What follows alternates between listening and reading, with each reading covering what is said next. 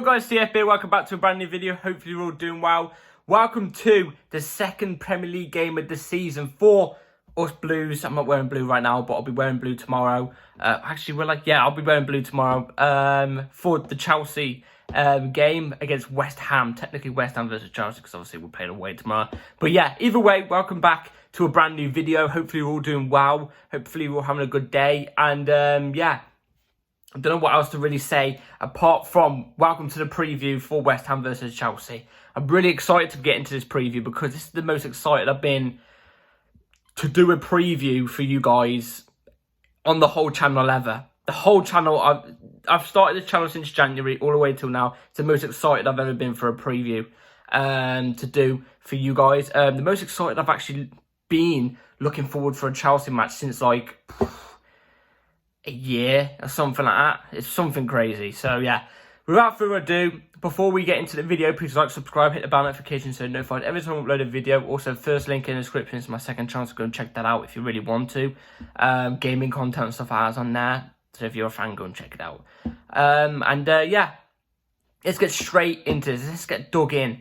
Let's get digging in straight to this preview because I'm really excited, like I've already expressed, for the West Ham Chelsea game. So Chelsea playing away. Obviously we played our last game at home against Liverpool where we drew, who in my opinion, looking back on that game that we played against Liverpool and looking back on the game Liverpool played today, we maybe should have beaten them. We should have beaten them. But stuff happens all the time, you know, games like that can happen. We were the better team against Liverpool though.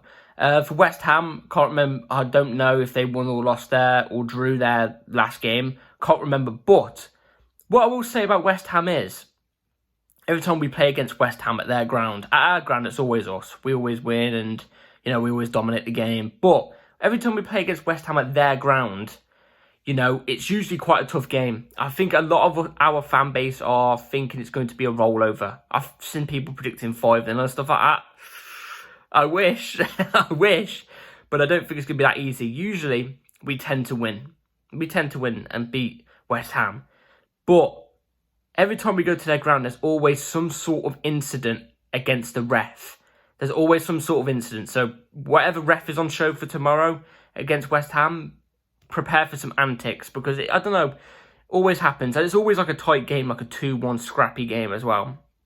But that's what you expect from teams like against West Ham and stuff like that, against teams like us. So I actually think West Ham have been, since the last time we played them, been downgraded in a way. I think they've actually been downgraded in a way because they've obviously lost out on Declan Rice, who was a massive part of their team. You know, a big player to them.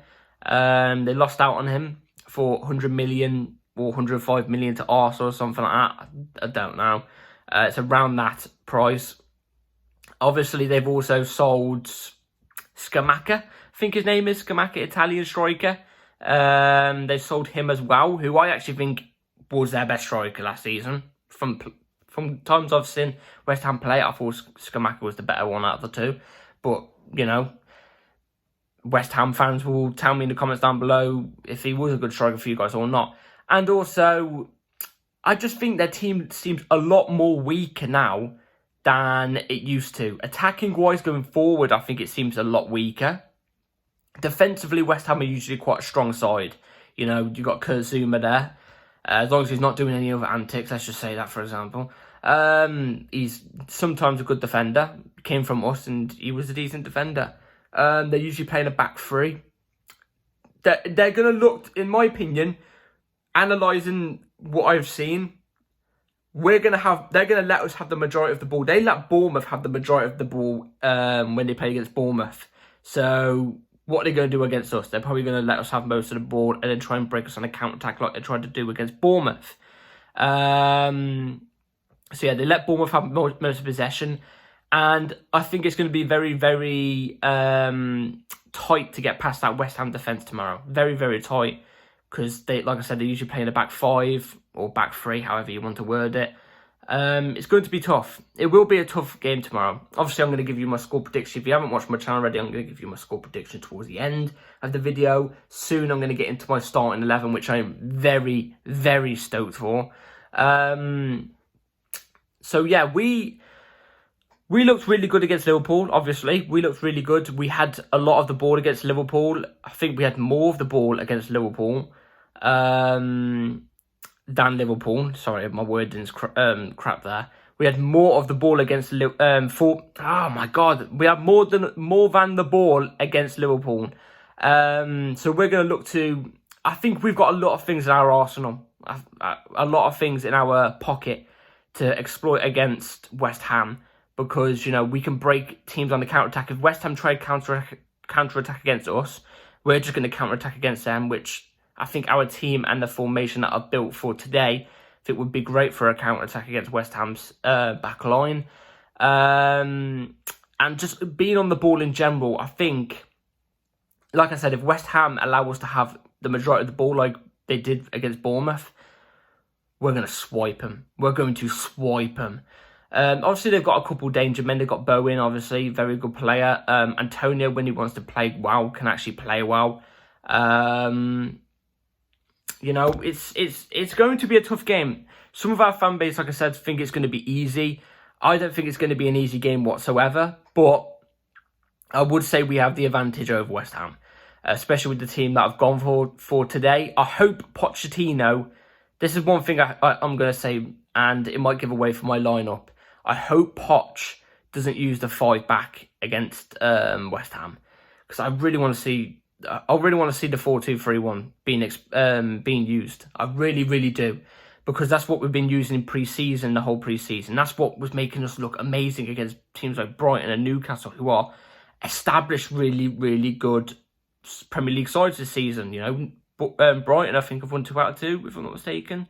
They won today like 4-1 or something like that. They're no mugs. They're no mugs, albeit it was friendlies. But, the teams we were coming up against with the formation 4-2-3-1 and not the 5 back, we were using it quite well against them. So, obviously, that is probably what I'm going to go for with the lineup. Without further ado, let's get straight into the lineup, and I'll go into more detail of why I chose these players. So I'm going to reveal it all on screen right here. So starting off in goal, I'm going to give obviously the lowdown on why I chose the players after I read out the lineup that I want to go with for tomorrow. So in goal, I went Robert Sanchez, obviously.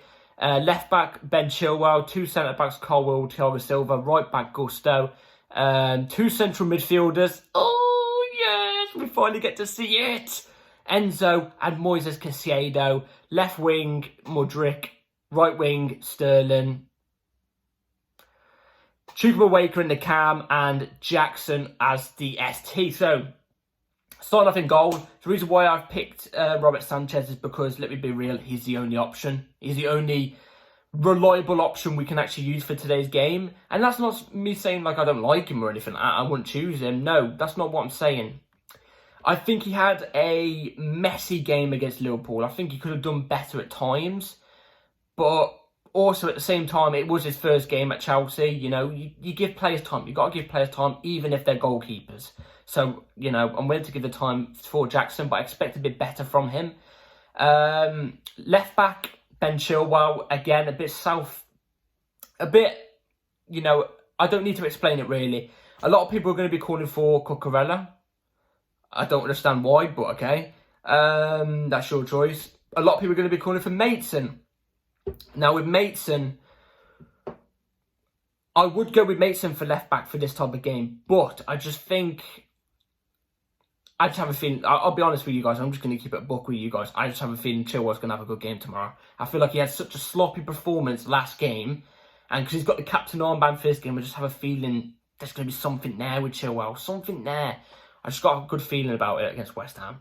Right back, obviously, Gusto. I'm very, very, very excited to see. Very excited to see. This is Malu Gusto's chance. Now that Reece James is injured for a couple of weeks, this is Gusto's chance to really set alight the Premier League. Show people, and us as well, even though I've got full belief in him, but show us even more that, look, I may be Reece James' competition, but I am also a really good player. Do you know what I mean? And I've got full faith in him. He played against Matoma, who is, in my opinion, one of the best wingers in the Premier League at the moment. Obviously, Brighton's winger. And he got him locked down in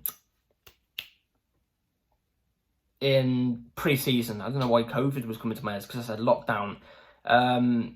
Yeah, I've got very big faith on Malu Gusto, and no doubt in my head will he start tomorrow. If we get an injury to him too, we are doomed. We're doomed. We are absolutely doomed. I think going forward he can offer quite a lot as well. Gusto, he's physically strong. He's quick. You know, he's not scared to put in a tackle when he shouldn't do.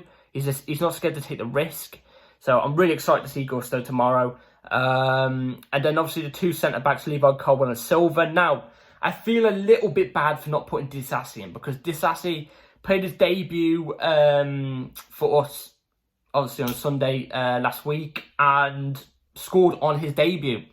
He scored on his debut and put in a decent performance, you know. Bit of a shaky first 20 minutes, but he had a good performance overall. So I feel a little bit bad for not putting him in instead of Thiago Silva because obviously he's a right centre-back. I've heard he can also do right back, so I mean, if Gusto, if he does somehow pick up an injury, Disasi's there. But Caldwell, I think, fully deserves to start. Silva, what the hell? Silva, if he's fit and ready and he's there, available to play, he's there. Because Thiago Silva is a Rolls Royce. He's a Rolls Royce, let's be honest. There's no taking him out the team, even if Disasi got a debut goal. Like I said, I feel a bit bad for Disasi, but I've got full confidence in Thiago Silva. Like I said, midfield 2, Enzo and Moises Caicedo. I am very, very, very excited to see tomorrow. This is the midfield I've been screaming for all summer. All summer. Enzo, you know, self-explanatory really, especially after that Liverpool game. He was, I haven't mentioned it enough, he was out of this world. He was on another stratosphere. He was on Messi planet against Liverpool in my eyes. He was pinging the passes, left, right, centre, picking the passes off quickly without thinking, you know. It was amazing to see, and I hope he could carry it on. And I've got full faith now that Enzo is put into his actual position where he is not being used as the DM and he's able to go more forward with a DM covering for him. We're going to see the best of Enzo now. The best. And I've got a feeling he might get an assist tomorrow. Very, very good.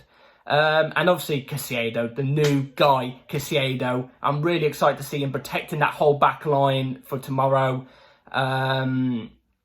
Yeah, I'm really, really excited. Really, really excited. I've seen a lot of people saying Chelsea should do the 4-3-3 and put either Moises Caicedo or Lavia as the DM and then the other one in the midfield 2 with Enzo. Let's be real here. And Lavia, I don't mind a 4-3-3 with Lavia and Caicedo in the same team, but Lavia came in to be a backup. Well, not a backup. Lavia came in to be competition with Caicedo in the 4-2-3-1. He did. That's why he's here.